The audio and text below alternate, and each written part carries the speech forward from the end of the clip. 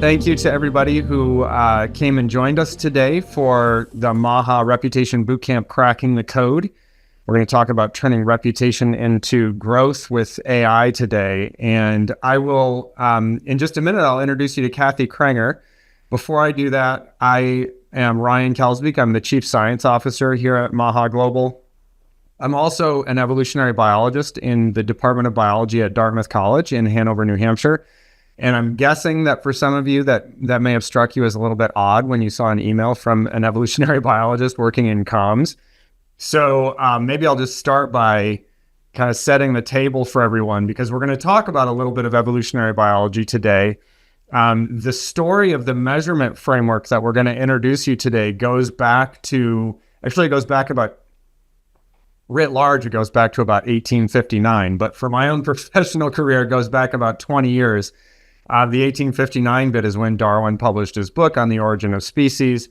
I became a professional evolutionary biologist when I finished my PhD about 25 years ago, and have been working on small islands in the Caribbean studying natural selection on lizards. And my work in that system was geared at trying to understand how different combinations of traits of the organisms of these lizards work together in different ways to predict how some individuals would survive or why some could reproduce and others would die or have to forego reproduction. And we were learning that different combinations of traits worked well in different environments. And so this really kind of set the stage for my career as a scientist. And then about 12 years ago, I suppose now, I met a colleague of mine at the Tuck School of Business, Paul Argenti. And he and I became fast friends. One of the great things about a small campus like Dartmouth is you get lots of interactions with people in different departments that you otherwise wouldn't have at a bigger institution. So Paul and I started talking about our mutual careers, mine in biology and his in corporate communications. And he said to me, I've always wanted to try to develop a framework for measuring corporate reputation. And we just don't have the mathematical models that are built to handle all of the new kind of data sources that are becoming available today. And that's where this journey really started. Paul and I started collaborating first academically. We created a small business, and then that business, which was originally called Revolution Insights Group, ended up merging with this MAHA team about 3.5 years ago. And Kathy is one of our advisors here at MAHA, and has been a fantastic resource. Many of you probably know Kathy has a storied career as a chief communications officer. I'll let you introduce yourself in more detail, Kathy, but I'm very grateful to have you here helping out in this boot camp. And so we're really excited to share sort of the framework for how we do reputation measurement here at MAHA. We're going to go into a little bit of the science. Don't worry, for those of you who maybe haven't been in a biology classroom since high school, I'll make it short and sweet. And then we'll give you a little sneak peek at our platform, our measurement platform, which we refer to affectionately as Darwin. And then we'll come back and have some time for questions. And, Kathy and I would both love it if this was a really dynamic session. So if you do have questions, you can post them in the chat. We've got a couple of people monitoring the chat room. And I think that there will be some opportunities as well to, if you want to just jump in and ask questions, let us know that you'd like to speak up. We'd love to hear your input along the way. So with that, I'll turn it over to Kathy. And Kathy, you just let me know when you want me to move into the slides for you. Yeah, why don't you go to the next slide, just the agenda slide, and I'll talk over that for a second. Hi, everyone. Kathy Krenger, former CCO at Kraft-Heinz and head of global communications at Hyatt. And then I worked in the agency world for a really, really long time as well. Primarily Edelman, but a few other places. And I'll explain why I got sucked into MAHA Global here in a minute. But really, it's the same thing that Paul said, right? Like I didn't realize we had to give Paul so much credit, but that doesn't surprise me. Reputation is just kind of key to elevating the communications function and the holy grail of what we want to measure. I'm sure every one of you has beaten your head against the wall about how do you prove value and measure what we do beyond impressions. And when I was introduced to this concept and the platform specifically, I saw it as a huge unlock. And I was like, okay, this is really something we're communicators. It's going to add tremendous value. And then, and actually, why don't we go to the next slide, Ryan? Because I'll tell you, and you can just build on this one.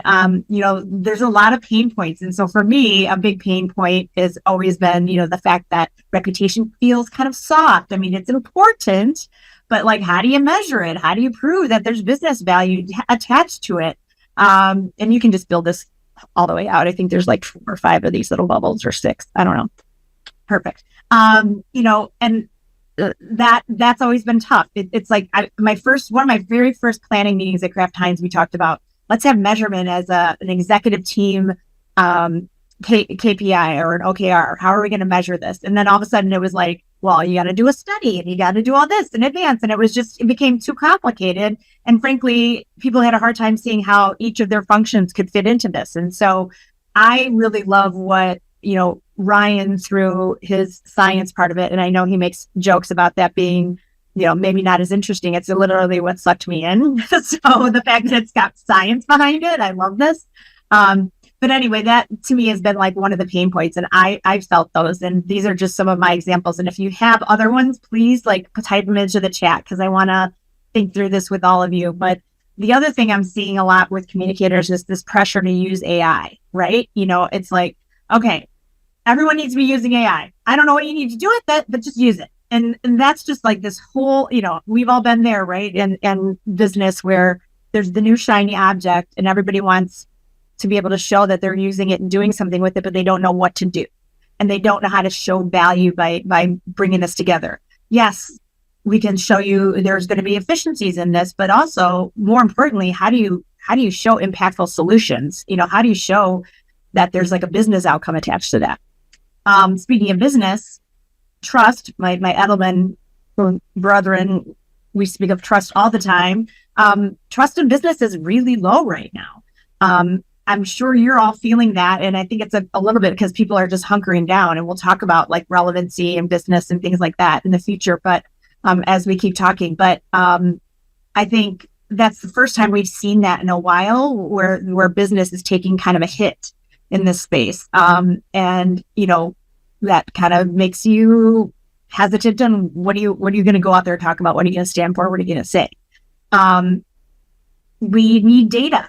Communications, this kind of goes back to Paul's thing. Like, how do you prove the work that we're doing and with numbers and data and analytics and insights, and show that can actually drive strategy?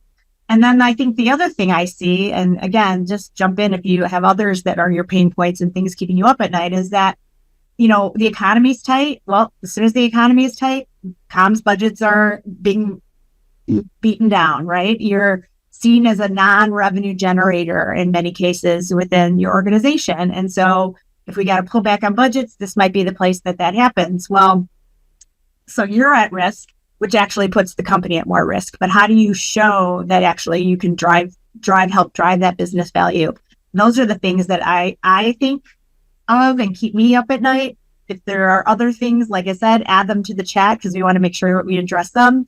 But then let's talk a little bit about how communications has evolved. Our platforms have evolved over time. There were the days of just basic media monitoring, like how many articles and how many impressions, and really impressions came in when that automated media monitoring came in. I mean, that was at least happening in my time. Thank God, because that would have been all encompassing, I think, of everything that we do. But then it became a little bit more like, okay, how do we integrate other analytics? Stock price in the 80s started kind of giving the sense of something else that you could look at that is impacted. But how do we connect the communications that we're doing and prove that it's impacting your stock price, right? Like those things, we can maybe measure them together, but we can't really show the correlation. And then all of our least favorite and favorite at the same time was when social media came into play. Great. It made us get closer to our customers and our consumers and really understand what they're feeling and looking at and what they care about. Also, that can be a bad thing. They're out there talking about your organization or your product and complaining and making noise. And so that became, and by the way, it's so vast. So it became this way, like, well, God, we got to start measuring that too. And so social listening came into play. And that eventually came into, monitoring that was like multi-channel. and we brought those things together. So, okay, there's another thing we can look at: social media plus traditional media. And, media, let's also be clear, doesn't have the same impact as it has always had. I mean, social media in some ways seems to have much more impact than traditional media. That's shifted things and shifted the purpose behind what we all do as communicators. So all the more reason that reputation kind of started playing a bigger role for us. And, I looked at it as like, this is key. It's so important. It shows the strategic value of what I do as a communicator, but monitoring and measuring that in reputation management has not been easy. It's kind of been done through traditional surveys or, things like that take like a year. You get like that moment in time measurement and it's like, great. Or you're added to a ranking, right? Like Axios Harris. Like, I mean, I would point to that all the time. Look, we went up 6 spaces over last year, but can I say exactly what we did and why and how and prove that I had an impact in that or my team had an impact with that? Not really. So, I think the advancement is hugely important. And now the fact that we've got technology that can kind of help us look across all of the different places where reputation can kind of build, through AI, through predictive and prescriptive analytics. I think that's an opportunity for communicators to kind of say, okay, this is what's next. And by the way, this can potentially impact the full enterprise. It's not just about me. It's going to really help the entire business. So anything to add there, Ryan? No, I think you made several really important points, and I want to reinforce a couple of them as we move forward here. And we're going to come back to Kathy in just a second. I'm going to let you talk about this, but 2 things that I just want to underscore are that traditional reputation measurement has been considered squishy, even probably by the practitioners, in part because it's done, by gut instinct, trying to manifest some solutions out of polls and surveys rather than using hard data and solid scientific models. And we're in a world where, as everybody knows, data are just more and more available, and there are more and more data becoming available every day. And that trend is only just going to continue in the same direction, right? The days of less data are long behind us. And so as that big data train, really starts to leave the station, it's time to decide, are you going to hop on it or get left behind? Yeah. And we'll kind of keep reemphasizing that as we move forward. But Kathy, please go ahead. Yeah. And, I'm going to touch on this slide, but I could see your shot in there too, telling people just jump in if there's other things like, there's so many things impacting reputation these days, and I'd love to hear from all of you of like what's keeping you up at night. I've seen things happening with some of my, colleagues, and you just can't almost predict what's coming next. I'm going to say almost because I think we have some ways that we can predict some of these things, and we'll talk about that. But so please continue to drop things in the chat. That'd be helpful for all of us. But right here, I think the important thing is, and this is kind of going back to the point of like business value, right? 90% of business value is driven by intangibles, and it's been going up, and you can see in this chart, for years. So things like reputation and trust are driving business value, and shaping kind of that whole enterprise value, but measuring those things is not easy. And then putting those things into action is nearly impossible. If you're not measuring them and able to identify what the levers within those areas are and how they're going to have an impact, how are you going to activate against that? So that the squishiness is getting more and more prevalent, but what to do with it has been harder to determine. So what I think is really important about the conversation today is taking that science part of it, and then also the advancements in technology and using AI and thinking about, well, maybe now we can make the squishiness less squishy. Less squishy. That's what I was going to say. Less squishy. Kathy, Ryan, Michael. Yeah, go ahead. Michael, do you want to raise your hand? I'll give you the opportunity to talk.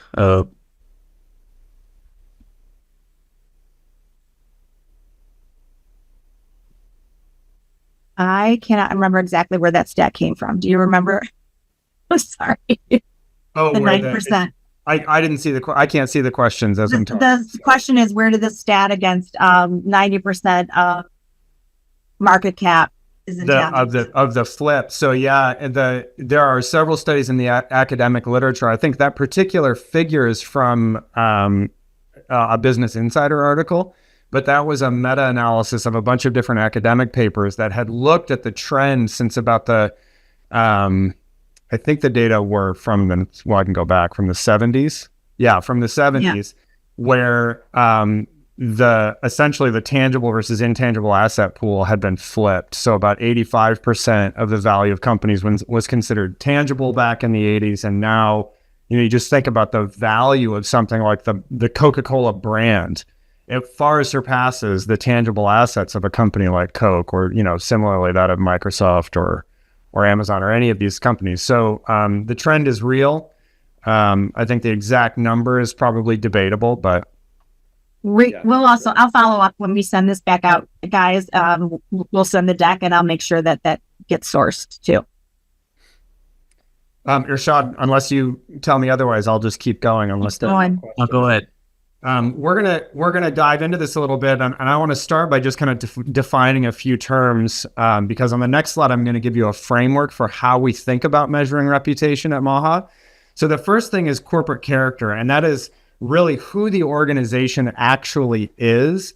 These are the things that you can control compared to corporate image, and that is how you are perceived to be by your constituency, by your various stakeholders, your employees, your consumers, the communities in which you operate, your investors. All of these different constituencies form images, and you hope that they're a true reflection of your character, but that's somewhat out of your control.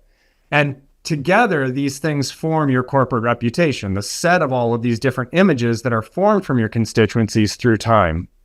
And of course, this famous quote by Henry Ford, the whole point here is that you can no longer, especially in today's world, you can no longer count on building a reputation based on what you say you're going to do or what you aspire to do. These broad statements or sort of grand proclamations about we're going to be net zero by 2050, or we're going to have the most diverse workforce in North America.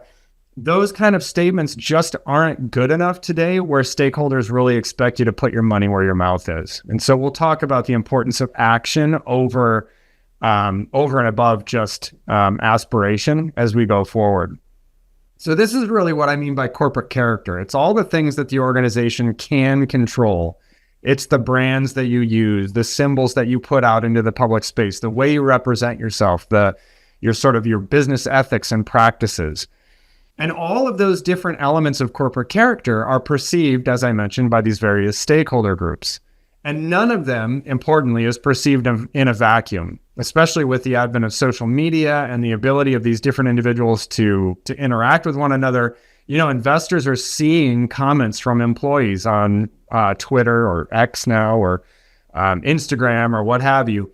The community perception is reflected through their employees and by customers that interact with those employees, and so on. So all of those perceptions interact with one another and aggregate up into what is this otherwise squishy thing that we think of as corporate reputation.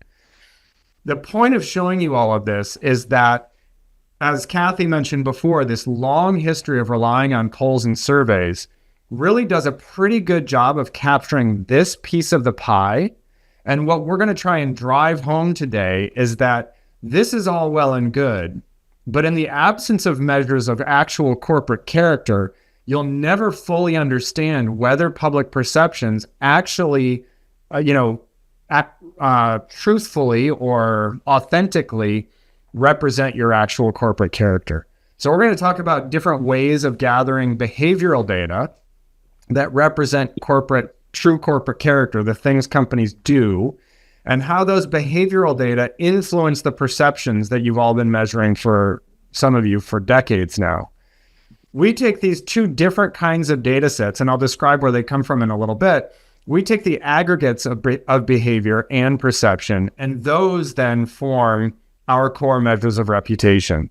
So reputation is really a combination of both how you're perceived and how well those perceptions measure up against who you are. So starting from this foundation of reputation as a measure of who you are and how you're perceived, we then combine that metric with several other measures of overall how important you are to your various stakeholder groups, those 4 key constituencies that I just mentioned. And we use what's then called an awareness score to make predictions about where your reputation is likely to be headed. So the principle here is that brands that are really relevant, that, their stakeholders are really aware of you and your organization, the things you do, the things that you say you're going to do. Companies with really strong awareness scores are really relevant to their various stakeholders.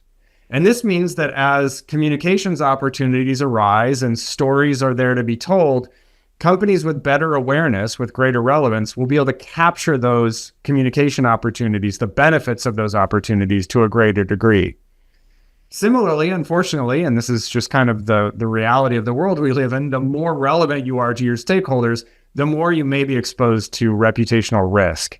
And so we'll, in the next several slides, and especially as we get into the platform, we'll start to highlight how you can differentiate between things that are actual communications opportunities and things that may be a little bit more risky to talk about, and areas where you might want to stay silent until you've shored up the behaviors that need particular work. So I'm going to jump in a little bit to the science here. And again, I'll just say this for the 100th time now. If people have questions, feel free to slow me down or stop me. But I'm just going to give somebody a chance who wants to be the first excited participant to jump in and guess who this famous portrait is that you're seeing here. Or maybe in the absence of technological speed here, Kathy, maybe you can take a guess. I don't know if you've seen this before. Well, I was an art history minor because why not? It's really person. So I know it's, yes, Tara says it's the Mona Lisa, correct? Oh, okay, great. Yeah, so oops. Well, it didn't build. Yeah, this is supposed to resolve into the fully focused image of the Mona Lisa, but that's right. And if you think about it, that's kind of amazing that your brain can recognize the Mona Lisa from what is effectively maybe 20 different pixels of, various hues and brightnesses here. The reason this works, and this is the principle on which facial recognition software is built, is that a fully focused photograph or painting will have hundreds of millions of data points at the very minimum. If each data point is a pixel and each of those different pixels has a location and a brightness and a color and a hue and so on and so forth, there is just a huge amount of data there. But there is some minimum amount of variation that your brain needs to sort of parse for you to recognize who the image is of. So whether it's the Mona Lisa or Albert Einstein or a picture of the Eiffel Tower, there's some subset of information from that larger, hundreds of millions of data points data set. That's all you need to focus on. And that principle is the one that we're going to use today to take our very large data set of the various corporate behaviors and perceptions from all of your different stakeholders in all of the different industries and geographies and through time and so on and so forth, to boil it down to a subset of things that you really need to focus on. And so the way we do this is by using a set of mathematical tools that we use in evolutionary biology. That's called higher order singular value decomposition or tensor decomposition. And that is just a really big mouthful of words that means let's take a whole bunch of data and squish it down into a tiny little subset of things that I can actually focus on. I don't want to think about 800 different things that are being measured and talked about. I want to know what are the top 10 or 15 reputation-related attributes that I really need to focus on. So the reason that we do this is because if you think about all of the various factors that might be important to reputation, and there are many of them, right? There are things like your environmental influence, the way you treat your employees, your customer satisfaction, your financial performance, your governance, et cetera, et cetera, et cetera. All of these things will probably explain some information for you about how you should manage reputation. But many of those things will also be correlated with one another. Your happy employees are probably happy in part because your customers are happy. And those things, by interacting, they tend to feed off of each other. And so there's a problem statistically that we call multicollinearity. It's the problem of trying to explain one principle, in this case, reputation, with data that are all kind of explaining the same parts of the puzzle. So to get around that, we use this tensor decomposition. And I'll tell you the application in biology is that we take, let's say, the human genome, and we want to understand of the hundreds and hundreds of millions of nucleotides that make up DNA, we want to know what's the subset of those things that make up important genes that we can then use to understand, why some individuals have a survival advantage or what have you. This mathematical framework has been designed to take all of those data and just pull out the pixels that help you see the Mona Lisa. They just pull out the pixels from the data that help you see what is corporate reputation made of. And I'll make this concrete in just a few minutes when we get into the platform. The next step of this journey is then to say, okay, here are the things that are important to your reputation. And I'm going to show you that we'll come up with a reputation score for the organization. But just like you would get a score from the Axios poll or from Fortune's Most Admired list or the Interbrand ranking, it's all well and good that you moved up 6 slots. I think, Kathy, you said that you would use that as a KPI. But what you really want to know is, how did I get to be where I am in this ranking? And what might I need to do to move that ranking forward, to prevent going down? So I'm going to make an analogy for you here.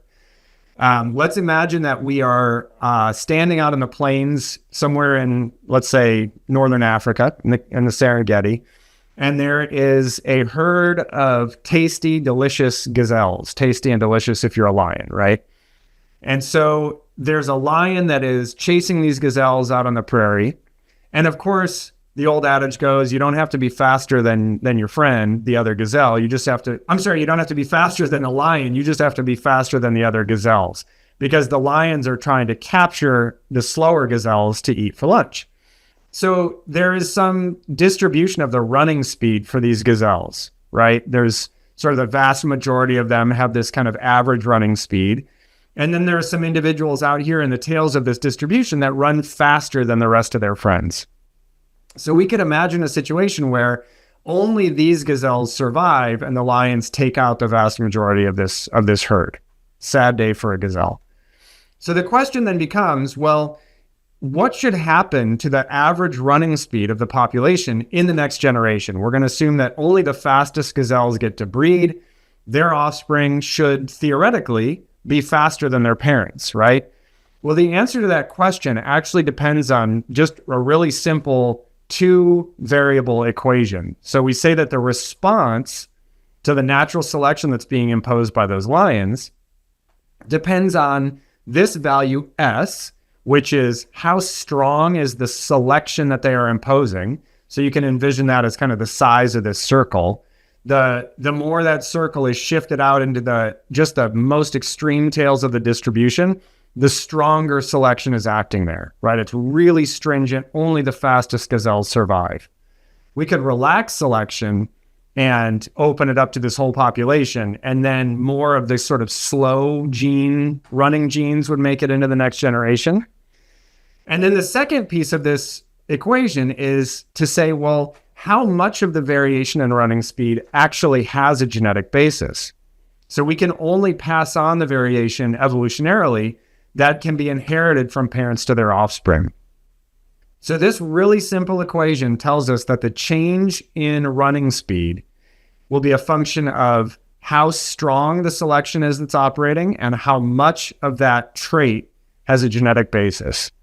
So what do we do with this at MAHA? Well, what we're going to show you today is that your change in reputation depends on how much of a communication opportunity you have to tell stories about the great work that you and your organization are doing. That's this piece S. So the strength of your stories, if you like. And then the G, the equivalent of your genetic component of that storytelling ability, is that awareness score that I was talking about. How relevant are you in your industry? How relevant are you to your various stakeholders? And that will give you a sense of how much you can really expect to move the needle going forward.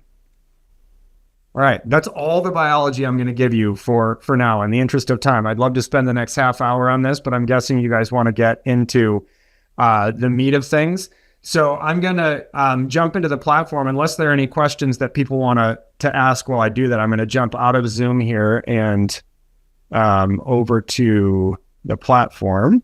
Yeah. And Ryan, one question we have in the chat, but I think we can talk about it as we're going through the platform a little bit, is even to and hopefully I'm interpreting this correctly, but like how these kinds of digital tools can understand, enhance the understanding of key reputation drivers and actual insights, but like the thinking about like how communications can directly influence behaviors, like looking at a before and an after a campaign, for example, that drives business outcomes. So we'll talk about some of that.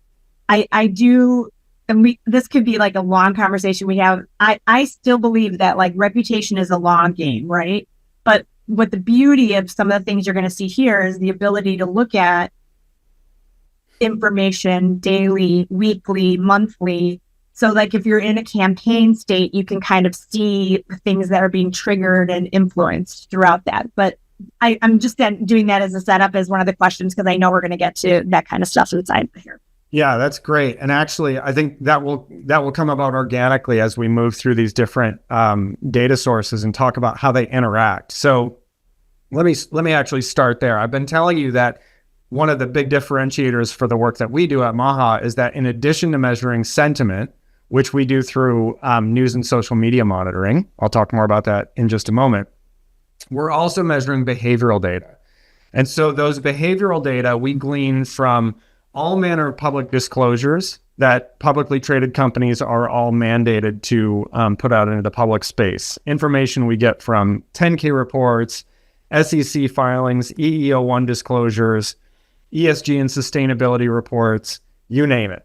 If the data are available, we purchase those data. And there are two primary, outlets by which you can get those kinds of data. Most people either use like a Bloomberg terminal, or the company that's formerly known as Refinitiv is now known as the London Stock Exchange Group, LSEG. These are both monster data aggregators. And so we use LSEG. We buy all of those disclosures, and we're tracking every publicly traded company in the world, so nearly 13,000 companies. And we're gathering data on how all of those different companies impact their communities, how they impact the environment that where they're operating, their financial performance, aspects of their governance, and so on and so on, products and services, supplier details, workplace and culture. And I'll show you some more details around these data in just a minute. We then combine those sentiment and behavior scores to give you your reputation score. And like we've been kind of emphasizing here, the score is useful. It can be used as a benchmark, I think, and in some cases a KPI. But what we really want to do is help our clients understand how they arrived at this score, and more importantly, where they could be going. So when you log in, I'm showing you today in the demo version here an instance for Target. And I should point out that all of the data we're showing you here today are third-party data. So this is all publicly available stuff. There's nothing, there are no concerns about impropriety here. We can import first and second-party data into the platform, but in the interest of privacy here, we're just showing third-party data. And I'm just going to keep all the default settings here the same. You can change your time frame if you want to look at, events of the last week versus the last quarter versus the last year, that kind of thing. You can change your competitive comparisons. Today we're just going to be looking at Target versus Costco and Walmart.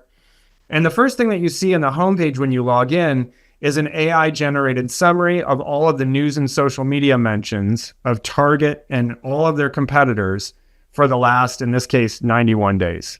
I'm just keeping the default, as I mentioned. If you want a longer summary, you can click that blue button there and it will give you the highlights and the lowlights, areas that you need to be paying a special attention to, that sort of thing.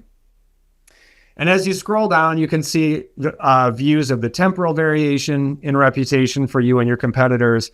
And then you can also see an estimate of where that reputation score is likely to be headed. This is based on the aggregation of all the risks and opportunities that we've been talking about. And so to really bring this home, and I think this will help answer the question that Kathy just read out, I'm going to jump over to the behavior tab here.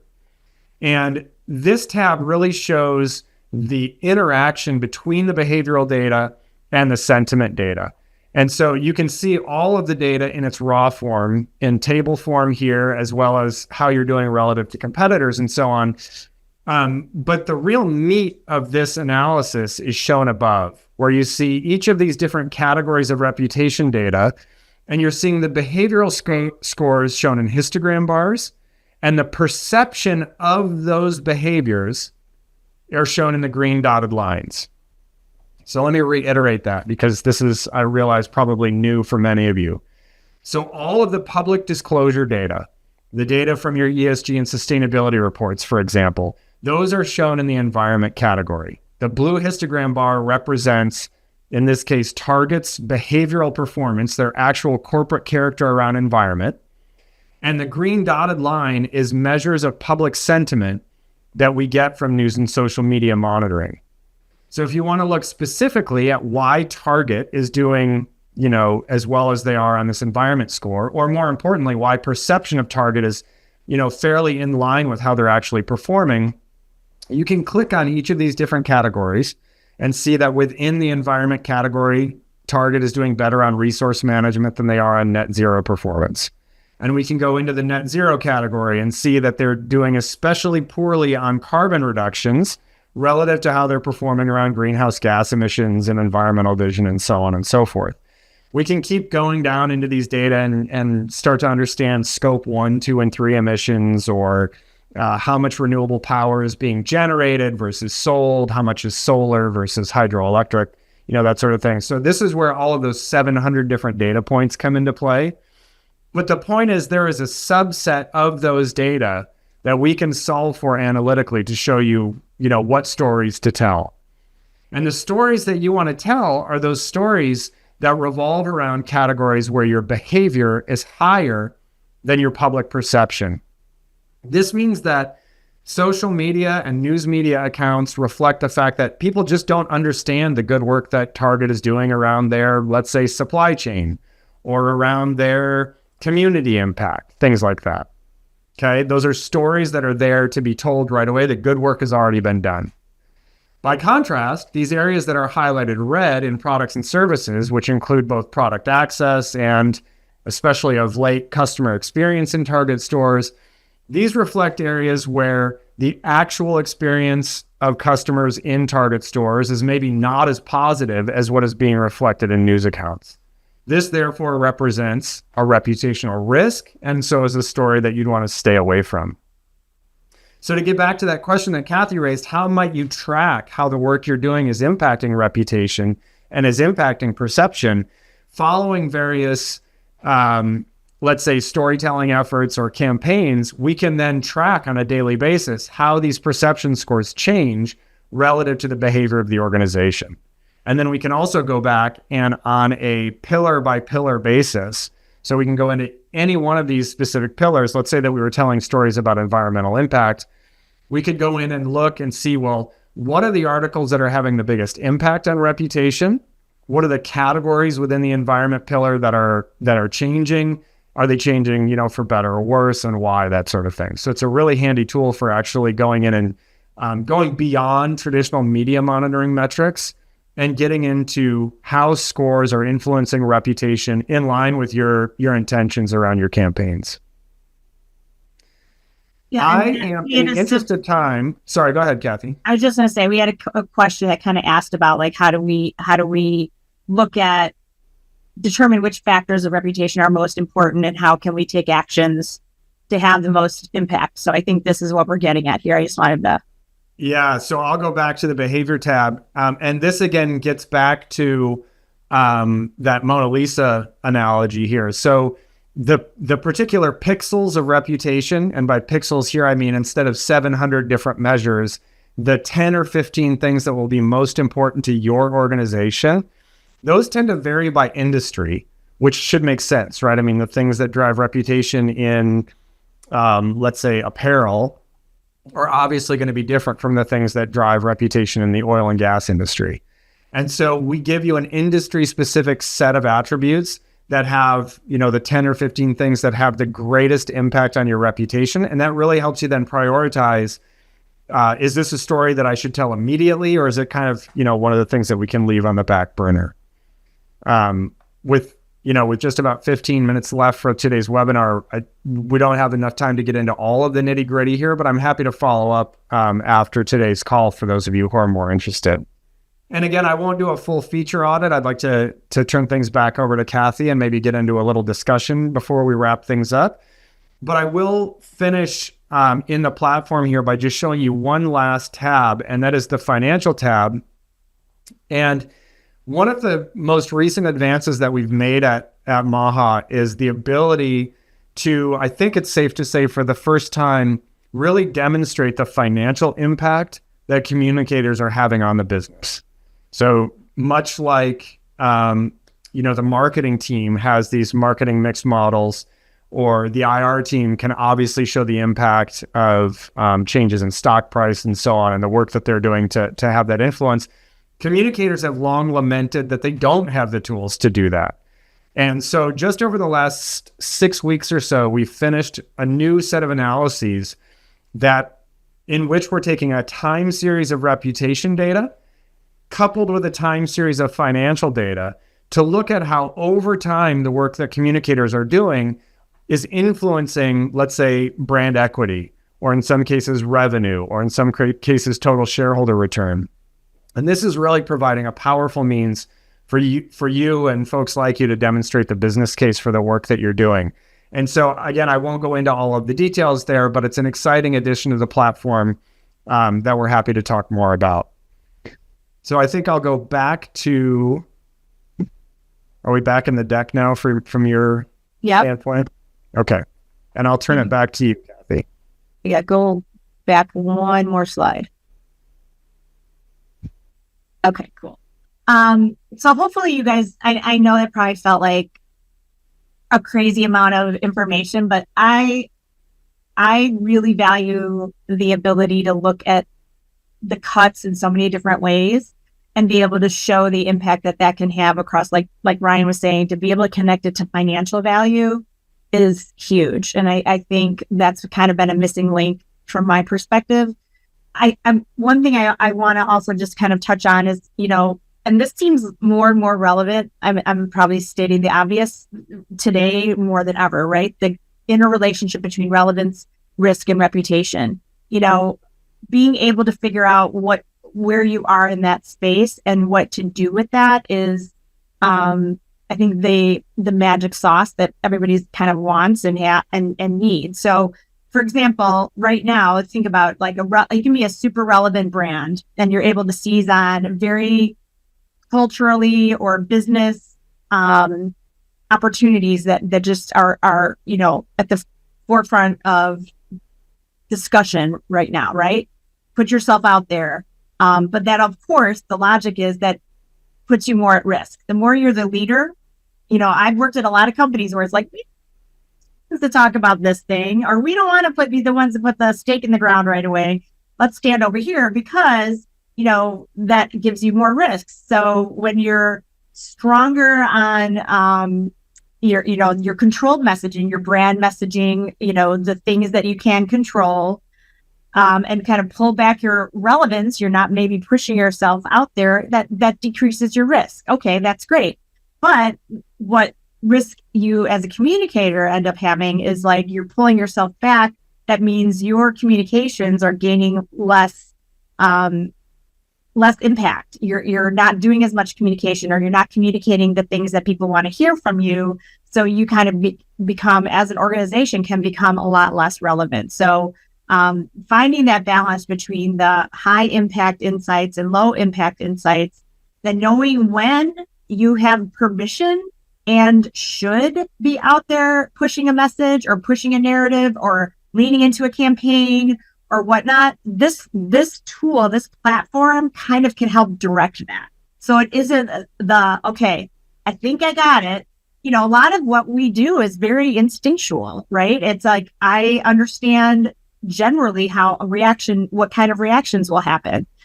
That is not always enough for an executive leadership team to be like, well, as long as my CCO is giving me their thoughts and feelings, I'm good with that. To be able to show the data behind that, and when it makes sense to go out there and stand for something, and it doesn't even have to be something that powerful. It just can be like, should we be talking about this thing right now?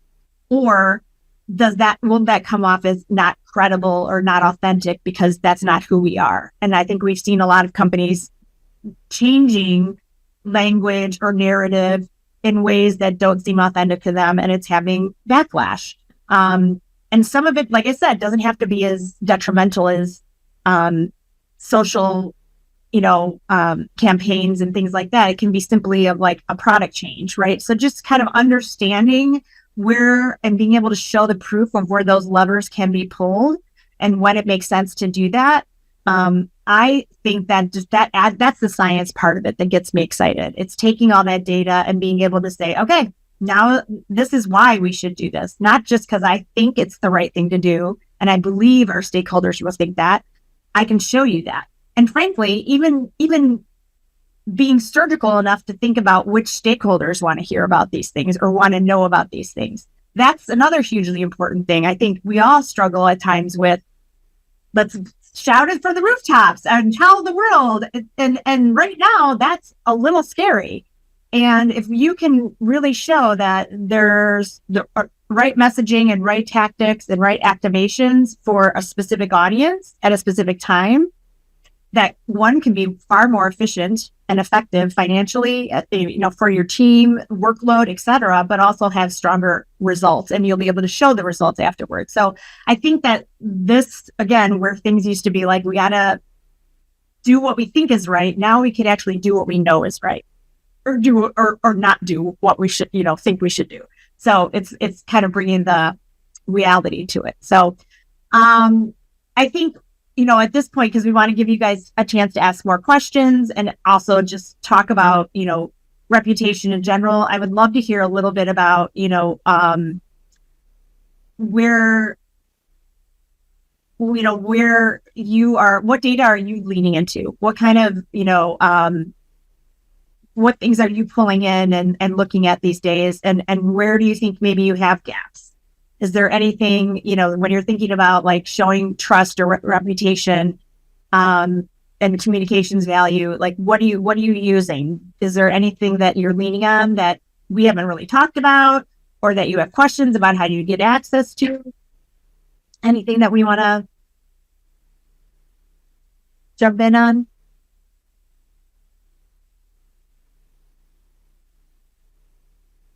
I'm not seeing anything come up.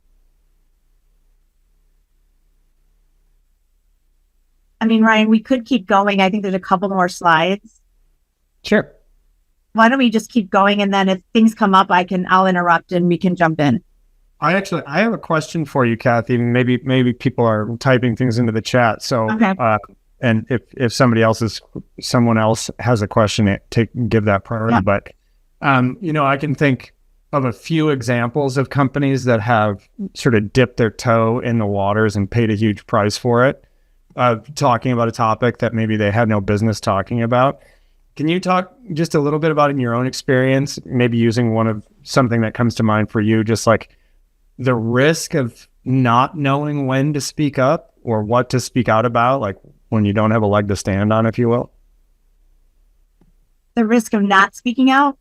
Or like, I guess the example I think of it is the obvious one is Anheuser-Busch, Oh yeah.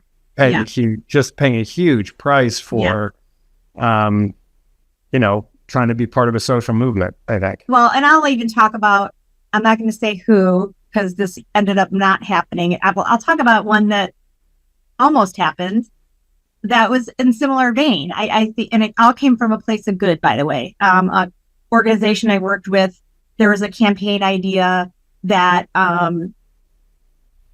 was kind of opening conversation on a social issue. And the team was very focused on what their brand identity was. Their brand was about comfort. That could be a million brands. So hopefully I'm not giving anything away. But that was a little bit of a new shift in how we were thinking about that brand. So it didn't have the public knowledge yet. It wasn't fully baked. And to jump right into kind of a social advocacy campaign was like very ambitious, and I was super proud of the thinking that was behind all of that.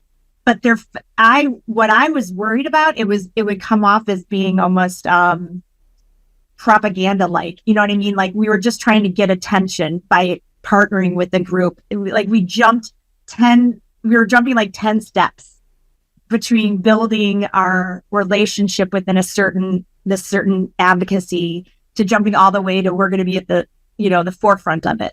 And I was more worried. I wasn't thinking about the backlash we might get. I was thinking more about, does this seem inauthentic? And we're just trying to get attention. And so it was a lot of debate in our organization about like, should we go forward? And people were mad because they were like, this is an important issue and we care about it so much. And I'm like, solid. I do too. And I agree. And I want us to be a champion for that issue. We will just come off as being taking advantage of a group of people versus actually having, really being behind it. So I think for me, like that was an example of, I'm glad I caught it. Like it could have very easily gone into the market, but I didn't catch it. My team did. And then we had this debate internally, and it was hard because some people felt really strongly about that. So I think like having things, again, it was like, maybe it would have been fine.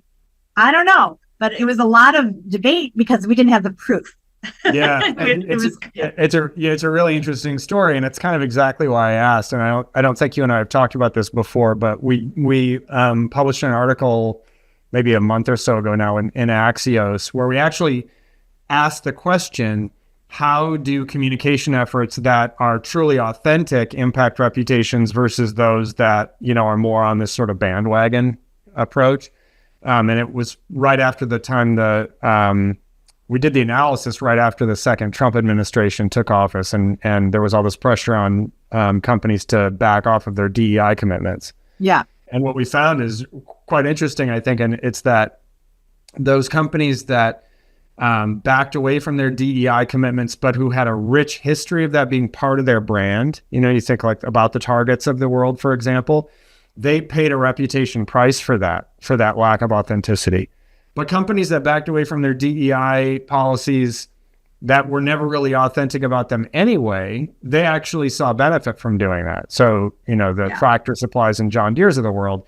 And so it's really not about what particular stand you take. It's less important to follow the herd than it is to really be authentic to your corporate character. And hopefully that's the utility that people can see in this kind of thing. Yep. I'm thinking we're really running up on time. So unless there are other questions, I wonder if we jump ahead a little bit, Ryan. Yeah. Do you want to just, kind of wrap things up here? Yeah. I think one of the things that really we wanted to make sure that we got to for all of you is to just know that, why don't you want to touch on this one right here? Sure. The whole point here is for you to be empowered to understand what stories you should be telling, what things you should remain quiet about, and then to have some predictive ability to think like, what's the potential outcome here? What's the impact we could have, both in terms of reputation improving or going down, based on taking action or not, and how that might affect business outcomes and what you're contributing to the company's bottom line. And we have some case studies here that I'll skip over, but Kathy, you can just sort of And I think again, this is kind of a slide just talking about the things that I find so valuable about the way we can use data. Right? Is like now we can actually make trust measurable and value driven. We can like create.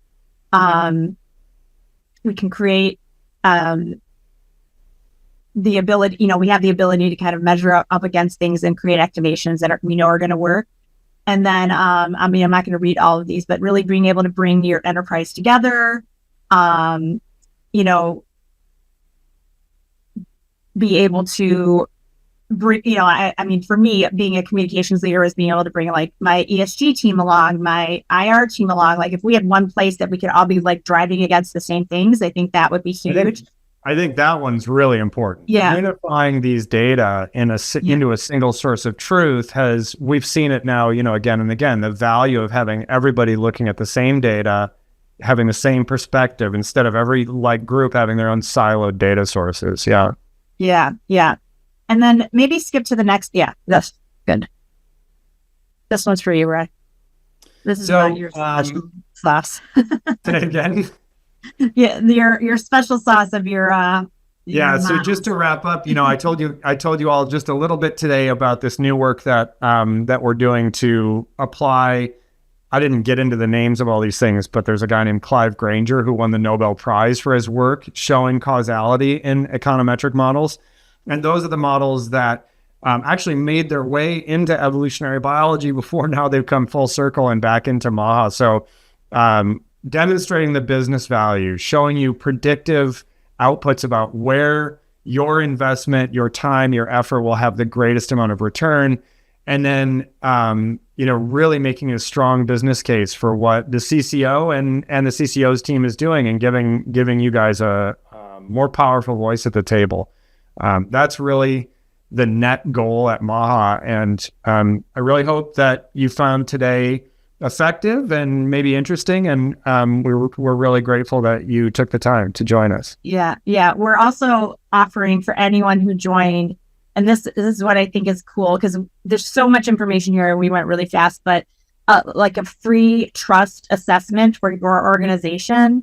If you click on this link that Ashad just put into the chat, it's just a couple of questions that could help us create something that's customized for you. And then we can come back and kind of show you where you stand against your industry or competitors, depending on how much information you want to share with us, and just give you a first look at, what some, actionable insights would be. We just get, bring that back to you and get on a quick call to take you through it. But then I think they did this for me and they've done this for me. And I think it really helps kind of understand how you take all that information and put it into action. And that's just a first look. Of course, we can, go much deeper. The team can go much deeper, but we can evaluate you against competitors, your drivers of trust and reputation. So just giving you kind of a first blush at that, I think would be, we'd love to be able to do that for anybody who joined.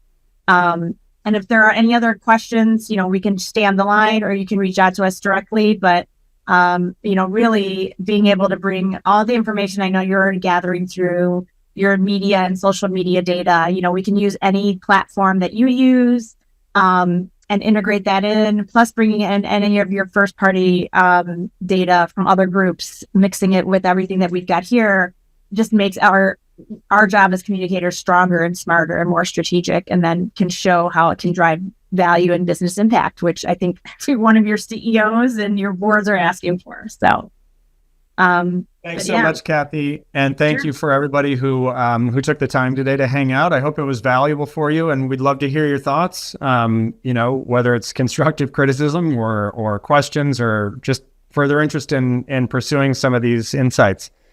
So I hope to hear from you. I'm going to turn off the sharing here, but we'll stick around on the call in case anybody would like to hop on and have a little chat. Otherwise, Kathy, you and I can just talk about our weekends. Okay, cool. Thanks, everyone.